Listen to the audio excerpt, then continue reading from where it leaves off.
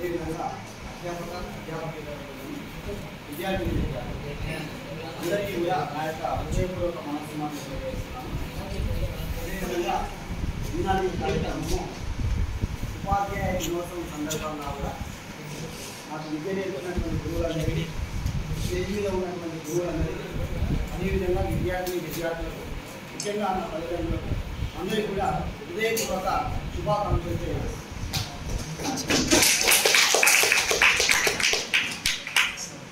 ఉపాధ్యాయ దినోత్సవం మనం ఎందుకు జరుపుకుంటామంటే సర్వేపల్లి రాధాకృష్ణన్ గారు ఒక ఉత్తమ ఉపాధ్యాయుడు,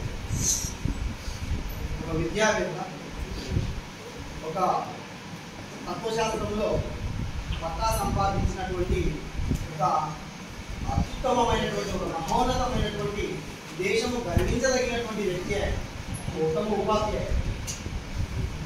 ఈయన 1888 సంవత్సరంలో సెప్టెంబర్ 5వ తారీఖున తిరుచని అనేటువంటి ఒక గ్రామంలో వీరాస్వామి మరియు సీతం ఆ దంపతులకు జన్మించినటువంటి ఒక మహోన్నతమైనటువంటి వ్యక్తి. వాళ్ళు చాలా బీదవారు, అంటే బ్రాహ్మణులు, చాలా బీదవారు. చదువుకోవడానికి, ఫీజులు కట్టడానికి ఎంతో డబ్బులు లేవు. స్కాలర్షిప్ తోటి మాత్రమే ఆయన చదువుకుంటాడు.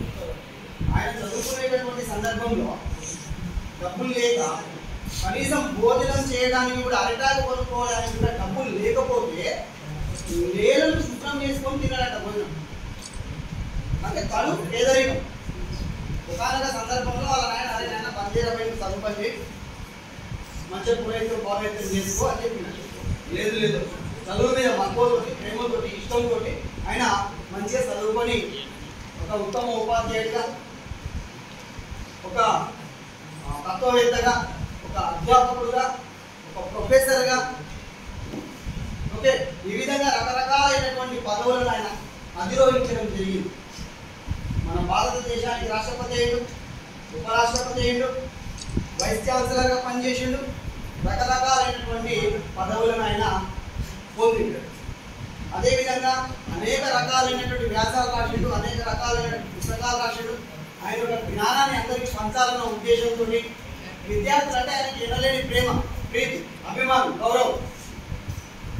అదేవిధంగా ఉపాధ్యాయుల ద్వారానే విద్యార్థులను మనం మార్చొచ్చు, ఈ యొక్క సమాజాన్ని మనం మార్చొచ్చు అని ఉపాధ్యాయులకు ఆయన ఒక ఉన్నతమైనటువంటి, అత్యున్నతమైనటువంటి స్థానాన్ని కల్పించాలన్న ఉద్దేశంతో ఒకనొక సందర్భంలో ఆయన పూర్వ విద్యార్థులు కానీ, కొంతమంది ఉపాధ్యాయులు కానీ, సార్ మేము బర్త్డే గ్రాండ్గా సెలబ్రేట్ చేయాలనుకుంటున్నాం సార్ మేము అన్న సందర్భంలో, ఇప్పుడేనైనా వద్దు, నా యొక్క బర్త్డేని మీరు ఘనంగా ఏం సెలబ్రేట్ చేయగలి, ఆ రోజు నా జన్మదినం రోజు ఉపాధ్యాయ దినోత్సవంగా జరపండి అని ఆయన చెప్పినందుకు గాను ఈ యొక్క కార్యక్రమాన్ని మనం జరుపుతూ ఉన్నాం.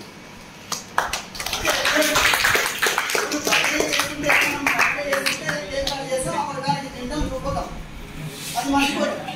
కానీ ఆయన యొక్క జన్మదినాన్ని పురస్కరించుకొని ప్రపంచంలో ఉన్నటువంటి, దేశంలో ఉన్నటువంటి గురువులందరూ కూడా మన్ననలు పొందాలి అన్న ఒక మంచి సదుద్దేశంతో ఈ యొక్క మాట ఆయన చెప్పినందుకు గాను ఈ యొక్క కార్యక్రమాలను నిర్వర్తించుకుంటాం.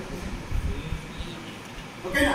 సో అదేవిధంగా ఈయనకు 15 సార్లు నోబెల్ సాహిత్యంలో శాంతి బహుమతికి నామినేట్ అయ్యారు. అదేవిధంగా 11 సార్లు కూడా మళ్ళా శాంతి బహుమతికి, సాహిత్యంలో 15 సార్లు, శాంతి బహుమతికి గాను 11 సార్లు నామినేట్ అయినటువంటి మొట్టమొదటి వ్యక్తి, భారత రత్న బిరుదాంకితులు సర్వేపల్లి రాధాకృష్ణన్ గారు.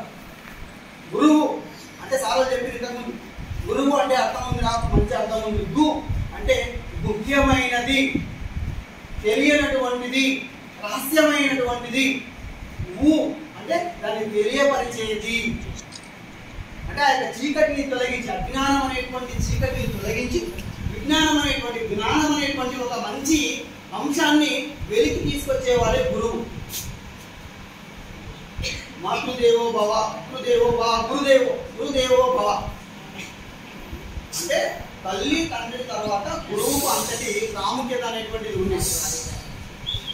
బ్రహ్మ విష్ణు మహేశ్వరుడు వారు చెప్పిన ఇంతకుముందు, గురు బ్రహ్మ, గురు విష్ణు, గురుదేవో మహేశ్వర గురు సాక్షాత్ పరబ్రహ్మ తస్మై శ్రీ గురువే నమః. కబీర్ దాస్ గారు అంటారు, అంటే గురువును పూజిస్తే వీళ్ళందరినీ పూజించినట్టు లెక్క, భగవంతుని పూజిస్తే ఎవరి గురువును పూజించినట్టు లెక్క. అంటే మొదటి స్థానం గురువుకి ఇచ్చింది. మరి మనమందరం కూడా ఏ స్థానం ఇస్తున్నాం అనేటువంటిది కూడా చూసుకోవాలి. ఇప్పుడు మనకు మంచి చెడు, న్యాయం అన్యాయం, ధర్మం అధర్మం, విద్య వివేకం, అదేవిధంగా ప్రేమ అభిమానం అనురాగం ఆప్యాయత, ఇవన్నీ ఎట్లకెళ్ళి వస్తాయి? ఒక విద్య ద్వారా వస్తాయి. ఈ విద్య ఎవరు చెప్తారు? మనకు గురువు చెప్తారు, ఒక మంచి గురువు చెప్తారు. కాబట్టి మీరు కూడా అందరూ కూడా మంచిగా చదువుకొని పరీక్షలో మంచిగా పాస్ కావాలని కోరుకుంటూ ఈ అవకాశం ఇచ్చినందుకు